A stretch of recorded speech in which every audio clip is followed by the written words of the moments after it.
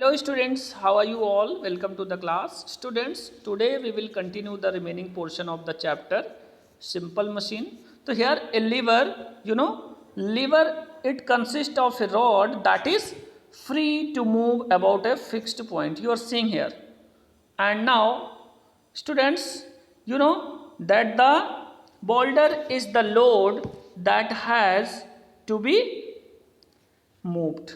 Okay, here you are seeing that this one is the fulcrum, sorry, this one is the fulcrum. At that point this lodge is attached and this one is the load, and that point where force is applied, that is called the effort. Okay, so the boulder is the load that has to be moved, and the small stone that supported, it supports to rod. Okay, this one is now the point at which the rod touches the stone is fixed. Okay, now and it doesn't move, it is called the fulcrum. Okay, this point. Now if this point will move, then your this effort will move. Okay, and you will be unable to displace this one. Okay, now this is called the fulcrum, and the force that is applied to move the boulder, that is called the effort, that is denoted by the E. Okay, so fulcrum denoted by F, effort by E, and load by L. Next one is students types of levers. You know that levers are different types. Here class 1 levers, you are saying the class 1 levers, the fulcrum lies between the effort and load. That means effort and load will be at two ends, and your here the fulcrum that is in mid portion. Okay, an example of first class lever you see here. So it is a bar which can move up and down freely along its fixed center, that is fulcrum. And if you apply force on one end, that means you apply the effort, and it will raise the object, that means load, on other end. Okay, so other example of class 1 lever, a pair of scissors. It is very important, a pair of scissors, a pair of pliers, oars of boats. Now this one is claw hammers. These all are the examples of first class lever, and these examples are very important.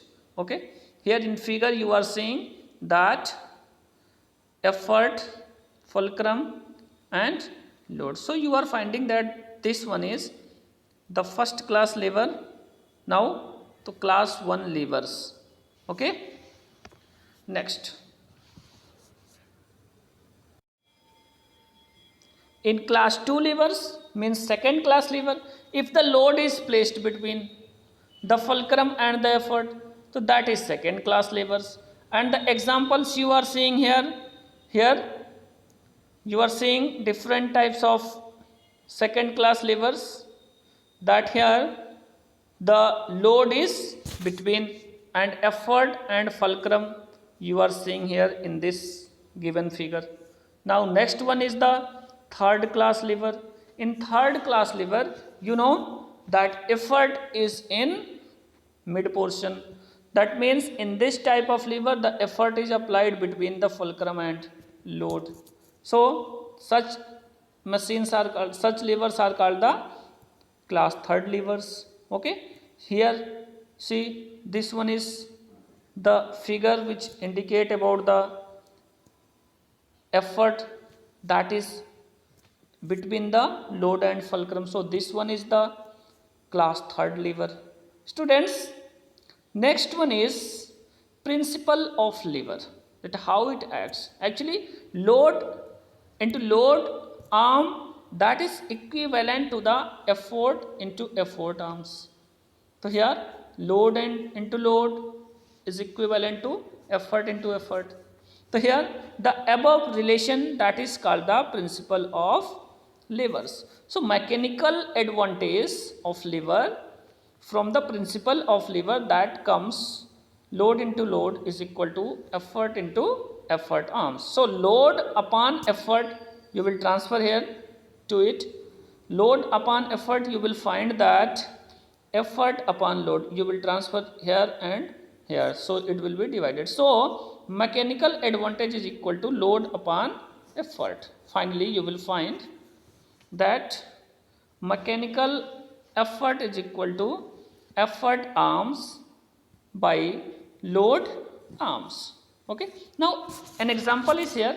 A wheel barrow has an effort arm 120 centimeter long and load arm that is 40 centimeter long. What is the mechanical advantage? So here you will find the mechanical advantage that this one is equivalent to effort arm length and load arm length. So you will divide both and you will find it 3. So mechanical advantage that is 3. That means this wheelbarrow has a mechanical advantage of 3. Okay. Second one is you are seeing here in this example it is given that effort arm length 120 centimeter and load arm length that is 80 centimeter. So finally you are finding here required mechanical advantage. So here effort arm upon load arm is equal to load upon effort.